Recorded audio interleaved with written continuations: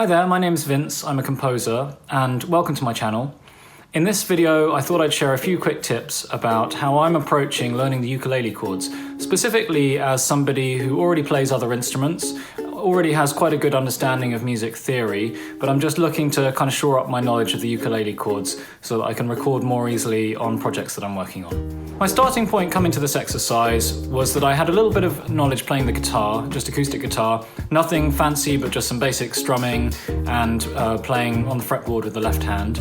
I'm mostly a pianist, I'm more advanced on the piano, specifically jazz piano and improvising, which I use a lot for composition, but I didn't really have a grasp of specifically the kind of shapes that I'd need to use in the left hand in order to play the ukulele and just feel like I was competent and I had a good rounded knowledge of that instrument. And the other thing to say is really this wasn't coming from a perspective of feeling like I should know all of the different chords. It was more just that I was aware that it would be a pathway to being able to just get straight into making music and not having to worry about, as I say, grabbing a chord sheet or looking up chords on Google. It was just about getting to the point where I could make music, have fun, be expressive, and just get on with my composing, and that's what it's all about.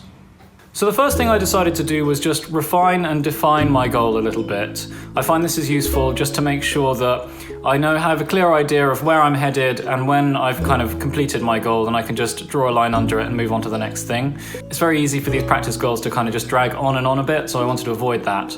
And the way that I chose to define my goal was just I want to be able to learn all the major chords and all the minor chords, and that's pretty much it. So as you might know if you're already a musician, most songs can be simplified into just major and minor chords. So just as a really quick guide, for any dominant seventh chord, such as a C7, I just play a major chord, so a C. Any minor seventh, I would just play a minor chord, like a C minor. Any major seventh, I just play a C major chord again, so I just ignore the seventh. With sus chords, I tend to just ignore the sus part and just play the letter chord that comes before the sus.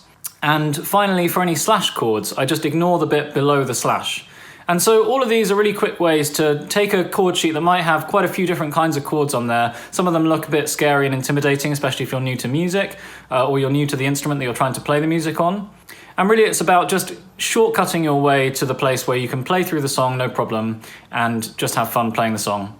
So the upshot of all of this, which is really great, is that it means that I can use real songs in order to learn the chords, rather than playing really dry exercises or just going through the chord book one by one and trying to kind of memorize them abstractly. I can just play songs. So that way I'm learning the chords in context, which is really good. I'm gelling all of my other skills. I'm just having generally a much better time, and that's more motivating to make me practice for longer. And so overall, I just think it's a really good thing to be able to do. So the main tool that I'm using to practice is an iPhone app called iReal Pro. In my opinion, it's just a really good general use music education tool, no matter what style of music. If you're playing songs of any kind, whether that's folk or pop or jazz, or even making up your own songs and doing rehearsals, it's just a really good all-round app. So I'm just going to jump in, show you a little bit about how the app works, demo some of the features, and specifically what I use when I'm practicing these ukulele chords.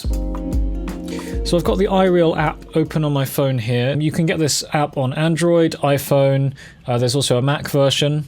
It costs $14.99. As you can see, I've got 2,719 songs installed. When you first get the app, it'll actually be empty. By pressing the globe in the top left-hand corner, it'll open up the forums. And this is where people have uploaded their own collections of songs ready for you to download. So the first thing that I did when I downloaded the app was go to Jazz and download this 1,400 standards pack, which literally just by clicking on this link here will import the whole thing into your device in a matter of seconds. And then you've instantly got access to all of those chord charts. It's really an amazing app. And so what I'll do is, first I'll find a song that I want to look at. Let's say Ain't No Sunshine is a really good one. And I've got it set to C sharp minor because those are the chords that I was practicing. And so the key features of this, which are really useful when it comes to ukulele chords or just learning chords in general, is the ability to transpose the chord chart, which you can just do by clicking here. And also the backing track feature, which is really useful if you want to practice along with something that sounds a bit more musical. The backing track will update depending on the key, also depending on the BPM that you choose. So overall, this is just an absolute game changer when it comes to practicing music. One of the other features that I really appreciate when I'm practicing is the ability to loop sections of the songs. And so I can just really limit my focus, and it's really simple. You just drag your finger across, hit a button, it'll give you a quick count in, and then it'll just loop infinitely around that section of the song until you tell it to stop. So in this next part, I'll just go through step by step how I practice using this app. The first thing I do is I write down all of the chords in a big kind of list or a grid. Looks a bit like this. And as you can see, I've got ticks and dots, and the ticks are chords that I'm really comfortable with. I know I'm not going to forget them. And the dots are ones that I've practiced in previous sessions, or I'm just about to practice. They're the chords that are coming up in the songs that I'm using, and I've been exposed to them, but they're kind of still work in progress. I think what I might do is when I get a bit more comfortable with the dot chords, I'll add another dot just so I can kind of tell which chords are less comfortable so I can focus on them more. And then obviously eventually I'll just put a tick next to the chord when I'm comfortable. Then the next thing I'll do is choose a song, and I'll choose something that's short, that hasn't got too many chords, and where the chord changes don't happen too quickly. Of course, with the iReal app you can also slow the song down, but it's really helpful to choose songs where there aren't like 4 chords in a single bar. The other thing I try and do is focus on learning a song that I actually enjoy, because again, it's all about having fun and everything just gels much better and I learn much more quickly when I'm enjoying myself.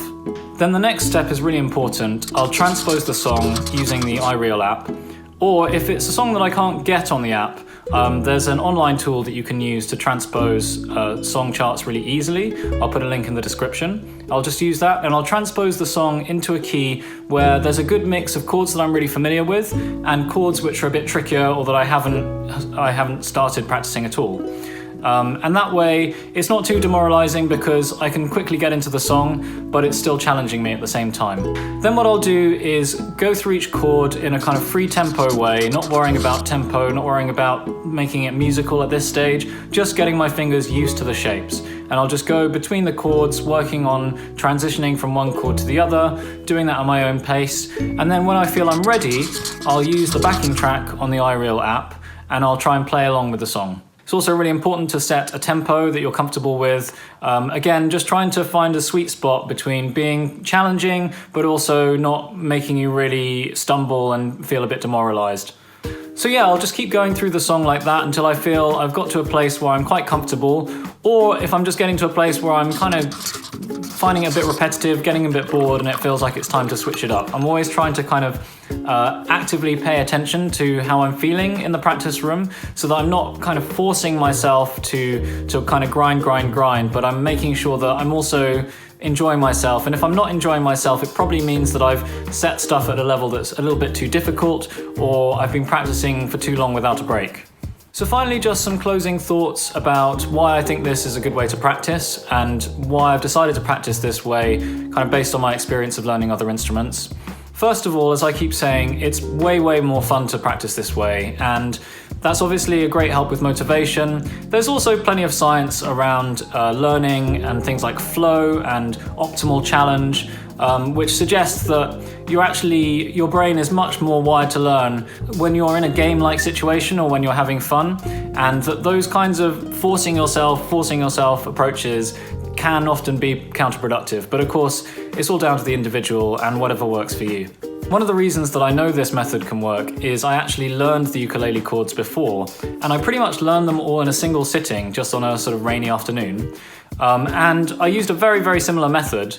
The trouble is, of course, if you don't review the information after blitzing through the chords, you're just not going to remember them longer term. So this kind of method is really good for just rapidly getting through, learning all the shapes. But then, of course, it's really important to come back to these chords if it's important to you to want to remember them, to find opportunities to pick up the instrument. And again, it's not about doing these kind of dry chord quizzes unless that's your thing.